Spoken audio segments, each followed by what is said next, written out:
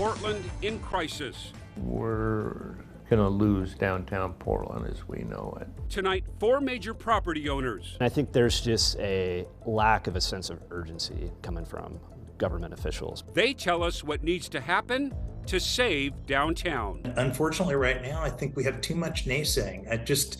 How can't we do it? Do you think downtown Portland's savable? I definitely think downtown Portland is savable. So the question is, where are we going in the future?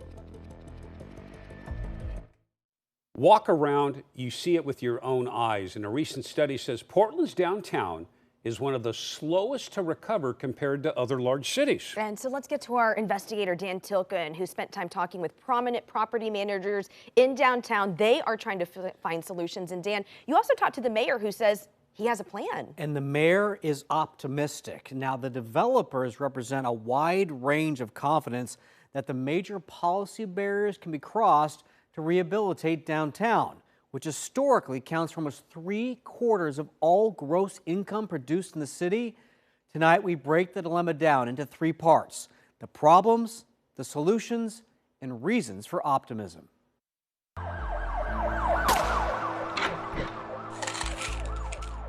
So many of the problems plaguing downtown Portland, everybody knows. One of the most dire shows up in the windows of empty storefronts. The current vacancy rate for commercial buildings is about 26 or 27%, initially spurred by how technology changed the way people work and shop. It happened quickly, but it's been happening for 10 years. Jim Mark of Melvin Mark Brokerage Company has 1/3 of its buildings downtown. He and other property managers know the vacancy rate is likely misleading. That doesn't include shadow vacancies. Vanessa Sturgeon of TMT Development, which owns buildings like the Fox Tower, says it's about to get worse. We're probably headed to a number closer to 40% in the next 18 months. The shadow vacancies she's referring to are leases ending on office space that's not being used. That's echoed by Homer Williams. Ultimately, the bank will have to take it back.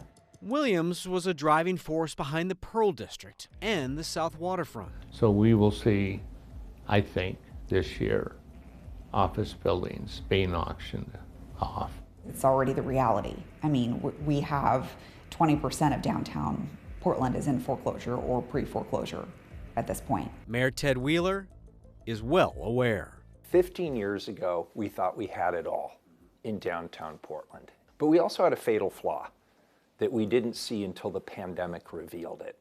And that was that cities that have housing in their urban core rebounded much, much more quickly than cities that don't have housing, like us. Which leads us to what needs to happen now. Solutions. And right now, it feels like everyone just would rather bury their head in the sand than confront it and try to, find ways to bring folks back into the core. And I think there's a lot of great ideas being circulated, but there needs to be action. It needs to be fast. Patrick Gilligan's employer, Lincoln Property Company, owns buildings like the Pac West Center. He and the others we spoke with have been communicating with the mayor's office on strategies to bring more people downtown by eliminating roadblocks. Just really looking at our regulatory environment. It's about streamlining permits. They say the building and sewage permit process is lengthy and expensive.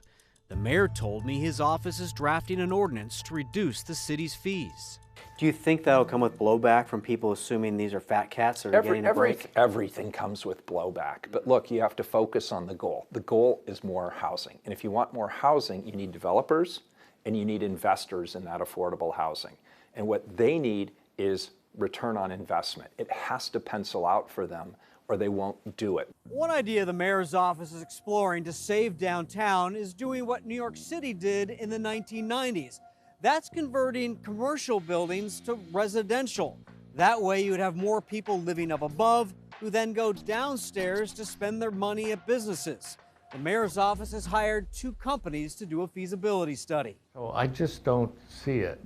You've got major office buildings with large floor plates. You can't convert those. It doesn't work. This is what he's talking about.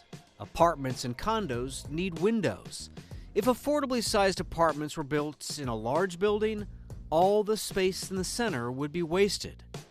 A preliminary review for the mayor's office over the summer identified 14 downtown buildings that might be good candidates for conversion. All of them smaller buildings. Any building converted from commercial to residential must have expensive seismic upgrades. The mayor tells me his office is looking at whether the requirements can be eased. I want to be very, very clear that conversion is one of many strategies that we would pursue, but it's not the magic bullet. Another issue, Multnomah County voters embrace taxes to fight the homeless crisis and preschool for all.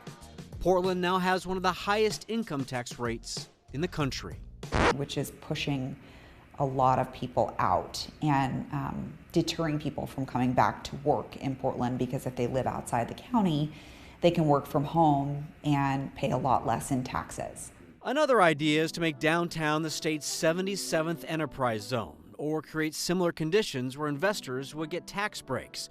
It's what Hillsborough used to become the heart of the Silicon Forest. I think we need a spark. We're working on a waterfront pavilion for concerts down at the River Place, right in front of your building and mine, which would be fabulous to have an amphitheater in town. Which brings us to the question of optimism. My outlook is reserved optimism, because we have a lot of things working against us, but we do have a more engaged public than I've ever seen. What is it going to take in your mind to revitalize downtown Portland? Well, I don't think that there's a path, frankly. It's really just basic economics. And if we don't want to admit and understand basic economics, then we are going to have some trouble getting out of this current funk that we're in. Again, I'm an optimist. Jim Marks sees encouraging signs, recently leasing some of his own downtown office space, and points to positive things like the grand opening soon of the Ritz-Carlton Hotel. And I'm very impressed with some of the mayor's staff and with city staff that's really putting a lot of time and heart in it, to be honest with you. As I look at all of these areas, the work we're doing around homelessness, around livability to clean up our city, around public safety to get more officers on board and address specific types of criminal activity, I believe we have acted with urgency. Now, where I would agree is we haven't seen the results. We're starting to see the results, but it's way too early to stick a flag in the ground and declare victory. So I want to talk more about the mayor's office hiring a very large architectural firm with offices across North America to look at properties that could be suitable for converting to residential. Tomorrow, I'll tell you what that architectural firm has to say and why Portland isn't as good a candidate for that as it is in other cities. That is also fascinating. A little bit more on this. So you mentioned how the mayor has talked about the potential for public and private partnerships too. So the mayor was telling me there are 400 properties that the city owns that maybe the city could partner with a developer, go, okay, here's the land. We're going to take that cost away from you, or a lot of the cost away from you. And maybe that'll make it feasible to start building more projects, get more people into the downtown core who will spend money on the restaurant downstairs, money at the flower shop, money at the dry cleaners, and get the ecosystem going again. I like what Jim Marks said about, he said, let's bring some mojo back to Portland. Let's maybe get an amphitheater. We've lost a lot of that. I mean, a lot of old places people like to go to downtown are now shut up and gone. We had the police patrol downtown on the horses. That was sort of something people visibly looked at Portland. That's gone. We've lost a lot of character and mojo downtown. And Jim Mark is saying, let's start bringing that back. And the mayor wants to work with the Blazers, try to develop the Rose Quarter a little bit, maybe. Bring baseball to Portland. Right. Something big. Incentives. That's what people are looking at. What are incentives to bring people back? Yes. Yeah. Looking forward to tomorrow's report. Okay. Thanks, Dan. Great.